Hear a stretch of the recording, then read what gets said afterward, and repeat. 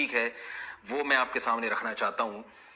تو 15 شعبان کی جو رات ہے جس کو شب برات کہا جاتا ہے، اس کا نام شب برات کسی بھی حدیث سے ثابت نہیں ہے۔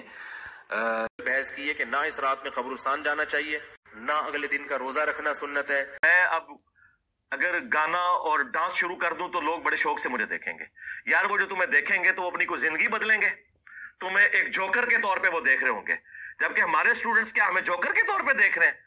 بھائی انہوں نے اپنے ماں باپ سے دشمنی لے لی، کیونکہ اس کے آگے لکھا تھا امام ترمذی نے کہ روایتی جعلی ہے، لیکن یہ علماء اتنے بے شرم ہیں اور بالکل خیال نہیں کرتے ہیں کہ آدھی حدیثیں پڑھتے ہیں اور چلے کوئی جاہل ہو تو ہم اس کو بینیفٹ آف ڈاؤٹ دے سکتے ہیں، لیکن اگر کوئی عالم اس طرح کی کام کرے گا تو اس کو تو پھر ہم نہیں چھوڑیں گے۔ یہ بے شرمی کی انتہا ہے اور علمی خیانت کی انتہا ہے۔ پھٹک گئے آگے کے الفاظ جو توحید پر بڑے باغیرت ہیں اور توحید کے مقابلے میں تم سے زیادہ جان دینے والے ہیں۔ ہماری 1400 سال تاریخ بتا رہی ہے کہ توحید کے نام پر جان دینے والے وہی غلامان مصطفیٰ ہیں جو نبی کے نام پر جان دینے والے ہیں، جو نبی کا احترام کرنے والے ہیں۔ اس لیے جو توحید کی آبرو کے لیے جان دینے والے ہیں تم انہیں تو مشرک کہتے ہو، مگر یہ کھلا ہوا شرک روکنے کی کوشش نہیں کر رہے ہو، یہ کھلے ہوئے شرک سے لوگوں کو بچانے کی کوشش نہیں کر رہے ہو۔ آج تاریخ کا بہت بڑا المیہ ہے کہ ہزاروں فتنے ہمارے سامنے ہیں، ہزاروں برائیاں ہمارے سامنے ہیں اور ہزاروں جرائم ہمارے سامنے ہیں، جس کی بنیاد پہ ہمیں تحلیل کرنے کی کوشش کی جا رہی ہے، مٹانے کی کوشش کی جا رہی ہے، فنا کرنے کی کوشش کی جا رہی ہے۔ عزیزان ملت اسلامیہ، اب آپ اندازہ کرو، ایک طرف تو تم یہ کہتے ہو شب برات کی رات میں کچھ نہیں ملتا ہے، یہ دراصل بعض سنی العقیدہ لوگوں نے کہہ لیا ہے، اور دوسری طرف تم کوئی راہ نہیں دے رہے ہو، تمہاری بہنیں دوسروں کے دروازے پہ جا رہی ہیں۔ شب برات کی رات میں آئیں گے تو اللہ کی بارگاہ میں آئیں گے، شب برات کی رات میں آئیں گے تو رسول کے وسیلے سے مانگیں گے، شب برات کی رات میں شب برات میں آئیں گی، معاذ اللہ یہ شب برات کی رات مسلسل شب برات میں آئیں گی تو خدائے قدیر و جبار کے آستانے پہ جھکیں گی، اس کی مسجد میں جھکیں گی، اس کی بارگاہ میں سجدہ کریں گی، لیکن اگر یہاں تم نے راستہ نہیں دیا تو وہ کہیں اور جائیں گی۔ یقیناً آج زمانہ بہت پریشان ہے، ہم غربت کی چکیوں میں پس رہے ہیں، ہمارے گھروں میں درد کی چیزیں اٹھ رہی ہیں، بیماریاں بڑھ رہی ہیں، ہمارا ماحول ذلیل تر ہوتا جا رہا ہے،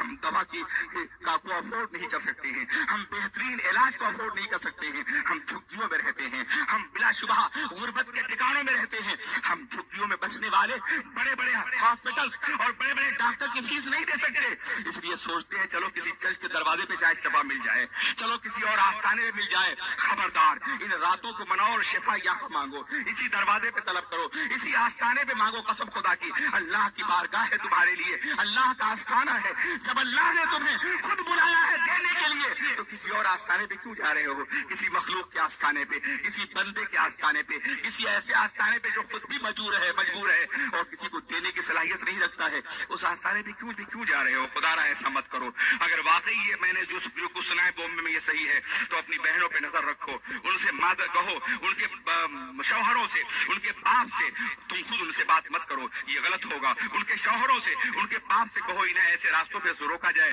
یہ شرک کا کھلا ہوا راستہ ہے جہاں جرم ہو رہا ہے۔ کسی بھی جمعہ کی رات کو وہ اپنے رب کی بارگاہ میں سربہ سجود ہو جائیں، اللہ انہیں شفا عطا فرما دے گا۔ کسی بھی اللہ اکبر کسی بھی شب برات میں اپنی مصیبتیں لے کے اپنے رب کی بارگاہ میں حاضر ہو جائیں، اللہ انہیں معاف کر دے گا۔ کسی بھی لیلۃ القدر میں اپنا اضطراب دل پیش کر دیں گے، اللہ انہیں معاف کر دے گا۔ اور میں تو کہتا ہوں کسی بھی ساتھ اپنا ٹوٹا ہوا دل تم خدا کی بارگاہ میں پیش کرو، اللہ تمہیں معاف بھی کر دے گا اور تمہاری بیماریاں بھی دور کر دے گا۔ یہ ٹوٹا ہوا دل شہ کونین کا گھر ہے، بیٹھا ہوں یہاں گنبد خضرا پہ نظر ہے، تم ان راتوں سے لوگوں کو منع نہ کرو، ان راتوں میں بلاؤ، راتیں جیسی بھی ہو تمہارے نزدیک معتبر ہوں یا نہ ہوں، مگر ہیں تو یہ عبادت ہی کی راتیں ہیں، تو یہ طاعت کی ہی راتیں ہیں۔ یہ بندے اگر یہاں آتے ہیں تو سجدہ کرنے ہی کے لیے آتے ہیں، اللہ کی بارگاہ میں کچھ مانگنے ہی کے لیے آتے ہیں، توحید کی حیثیت کو اجاگر کرنے کے لیے آتے ہیں، خدا کی بارگاہ میں سر جھکانے کے لیے آتے ہیں۔ تم کیسے مسلمان ہو کہ مسلمانوں کو اللہ کی بارگاہ سے روک رہے ہو، اللہ کے آستانے سے روک رہے ہو، اللہ کے بندوں کو اللہ کی چوکھٹ سے روک رہے ہو؟ کیا تم نے وہ حدیث نہیں سنی؟ تم تو بہت زیادہ اس حدیث کو پڑھتے ہو، لا تمنعوا اماء اللہ من المساجد، اللہ کی بندیوں کو مسجدوں سے نہ روکو۔ یہ حدیث تم نے بہت زیادہ پڑھی ہے اس لیے کہ تمہارا اس میں دوسرے فقہا سے اختلاف ہے۔ تو میں عرض کرنا چاہتا ہوں، لماذا تمنعون عباد اللہ من العبادہ، تم اللہ کے بندوں کو عبادت سے کیوں روک رہے ہو؟ لماذا تمنعون عباد اللہ من المساجد، تم اللہ کے بندوں کو مساجد سے کیوں روک رہے ہو؟ کیا تم نے اللہ کا یہ مقدس کلام نہیں سنا ہے؟ اللہ اللہ کا یہ مقدس فیصلہ نہیں سنا ہے کہ ومن اظلم ممن منع مساجد اللہ ان یذکر فیہا اسمہ وسعی فی خرابہا، اس سے بڑا ظالم کون ہوگا جو اللہ کے گھروں سے روکے کہ اس میں اس کا ذکر کیا جائے۔ آج تم سنیوں کی مسجدوں میں جاؤ، اہل سنت والجماعت کی مسجدوں میں مسجدیں رات بھر جاگ رہی ہوگی، مسجدیں بھری ہوگی، گریا کرنے والے گریا کر رہے ہوں گے، رونے والے رو رہے ہوں گے، احساس ندامت سے تڑپنے والے تڑپ رہے ہوں گے، بیمار شفا مانگ رہے ہوں گے، بھوکے غذا مانگ رہے ہوں گے، مجبوریوں کے دور ہونے کے لیے دعا مانگ رہے ہوں گے۔ تم ایسے نظام عبادت سے روکنا چاہتے ہو؟ یہ تو مغفرت کی رات ہے، یہ تو بخشش کی رات ہے، یہ تو عطا کی رات ہے، یہ تو عنایت کی رات ہے، یہ تو کرم کی رات ہے، یہ تو اللہ کی موسلادھار رحمتوں کی بارش کی رات ہے۔ اس رات اللہ کا کرم آسمان اول سے آ کے اپنے بندوں کو آواز دیتا ہے، وہ آسمان اول پہ اللہ کا کرم آ جاتا ہے۔ تم تو شاید یہ ترجمہ کرتے ہوگے کہ اللہ خود اتر آتا ہے، اس لیے کہ تمہارے بزرگوں نے یہی ترجمہ کیا ہے، مگر یہاں ایسی بات نہیں ہے۔ اللہ اترنے سے پاک ہے، انتقال مکانی سے پاک ہے، ایک مقام سے دوسرے مقام تک جانے سے پاک ہے۔ جو یہاں سے وہاں جائے گا وہ محدود ہوگا اور ممکن ہوگا، مکان خود بھی ممکن ہے اور مکان کے اندر رہنے والا بھی ممکن ہوگا۔ اس لیے کمانے امکان کے جھوٹے نقطوں تم اسے ممکن نہ قرار دو، وہ امکان سے پاک ہے، وہ نزول سے پاک ہے، ادھر ادھر آنے جانے سے پاک ہے۔ اس کی رحمت آسمان اول سے آواز دیتی ہے، اس کا کرم آسمان اول سے آواز دیتا ہے، اس کی مہربانی آسمان اول سے آواز دیتی ہے۔ مغفرت طلب کرو، میں معاف کر دوں گا، اور یاد کرو کہ اگر اللہ کی مغفرت تم نے طلب کر دی، اس نے معاف کر دیا، تو ہر مشکل سے بچ جاؤ گے۔ یہ دعاؤں کے دروازے بند نہ کرو، یہ مسجدوں کے دروازے بند نہ کرو، یہ عبادت اور طاعت کے دروازے بند نہ کرو۔ اگر تم نے مسجدوں کے دروازے بند کر دیے تو چرچ کے دروازے کھول دیے جائیں گے، بت پرستی کے مراکز کھول دیے جائیں گے، اور موحدین کی پیشانیاں کہیں اور بھیک مانگنے کے لیے جائیں گی۔ یہ بے غیرتی گوارا نہ کرو، مسجدوں میں بلاؤ لوگوں کو، اللہ کے گھر میں بلاؤ سجدہ کرنے کے لیے، اللہ کے گھر میں بلاؤ بندگی کے لیے، اللہ کے گھر میں بلاؤ طاعت کے لیے۔ میں نے سنا ہے کہ جب شب برات کا زمانہ آتا ہے تو ایک چھوٹا سا فرقہ جس کی تعداد 2.5% سے بھی کم ہے، ہم نے تو دراصل زکوٰۃ کا مال سمجھ کر کے اسے معاشرے سے باہر کر دیا ہے۔ They are not more than 2.5% in our society۔ ہم نے تو اسے زکوٰۃ سمجھ کر کے نکال دیا ہے اپنے معاشرے سے، اپنی سوسائٹی سے۔ وہ 2.5% لوگوں کو روکنے کی کوشش کرتا ہے۔ یہ مسجدوں میں کیوں جاتے ہیں؟ ایک رات میں پورے سال کے گناہ معاف کروانا چاہتے ہیں۔ شب برات کی کوئی حیثیت نہیں ہے۔ یار تم 2.5% ہو، 2.5% کے اوپر غالب نہیں آ سکتے ہو۔ یہ انداز بدل دو۔ ہمارا اپنا انداز عبادت ہے، ہمارا اپنا انداز بندگی ہے۔ تمہیں نہیں آنا، تم اپنے گھر میں بیٹھو۔ تمہیں نہیں آنا، تمہیں کون بلانے جاتا ہے؟ اور ہم بلائیں گے بھی تمہیں کس لیے؟ کیا رشتہ ہے ہمارا اور تمہارا؟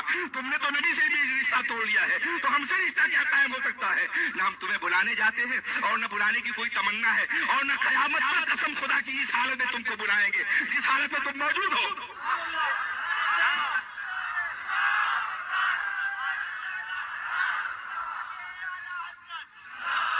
جب ہم تمہیں بلانے نہیں جا رہے ہیں تو تم ہمیں منع کرنے والے کون ہوتے ہو بھائی؟ تمہارا راستہ الگ ہے، ہمارا راستہ الگ ہے۔ تم نے عدم تقلید کے روایت اختیار کر لی ہے، حدیث کے نام سے حدیث کا قتل عام مچا رہے ہو۔ بے شمار حدیث ہیں جو فقہ ہیں اور استناد کی منزل تک پہنچی ہوئی ہیں، ان کا انکار کرتے ہوئے نظر آتے ہو۔ کبھی تم نے سوچا اور غور فرمایا ہم 4 اماموں کے ماننے والے ہیں، امام اعظم ابو حنیفہ کے، امام مالک کے، امام شافعی کے، احمد ابن حنبل کے، ہم سب کے ماننے والے ہیں نا، ہم سب کو تسلیم کرنے والے ہیں۔ یہ سب الحمدللہ اہل سنت والجماعت ہیں، سب کی نمازیں صحیح ہیں، سب کے فیصلے صحیح ہیں، سب کے فتاوے صحیح ہیں، سب کی فقہ صحیح ہے، اختلافات اپنے مقام پر، مگر ہم سب کو اہل سنت کا امام سمجھتے ہیں۔ اور جانتے ہو اللہ نے یہ 4 فقہ کیوں بنوا دی؟ کوئی چیز اللہ کی مرضی کے بغیر تو نہیں ہوتی نہیں ہے۔ یہ 4 فقہ کیوں بنوا دی؟ یہ 4 امام کیوں ہو گئے؟ کسی ایک ہی امام پر لوگ متفق ہو گئے ہوتے۔ یہ 4 امام کیوں ہیں اور سب کو کیوں صحیح مانا جا رہا ہے؟ جانتے ہو اس میں مصلحت کیا ہے؟ مصلحت یہ ہے کہ کبھی میرے آقا نے ہاتھ یہاں باندھا ہے، کبھی یہاں باندھا ہے، کبھی میرے آقا نے آمین زور سے کہا ہے، کبھی دھیرے سے فرمایا ہے۔ اگر کسی ایک امام کے مسلک پر اتفاق ہوتا تو 3 حدیثیں چھوٹ جاتی۔ اس لیے اللہ کی مشیت نے گوارا نہیں کیا کہ میرے نبی کا کوئی عمل بھی چھوٹ نہ پائے، اس لیے کوئی امام اس پہ عمل کر رہا ہے، کوئی امام اس پہ عمل کر رہا ہے، کوئی امام اس پہ عمل کر رہا ہے، کوئی امام اس پہ عمل کر رہا ہے۔ میرے نبی کی ہر حدیث پر ہر وقت عمل ہو رہا ہے، کسی نہ کسی امام کی بارگاہ میں، کسی نہ کسی امام کی فقہ میں۔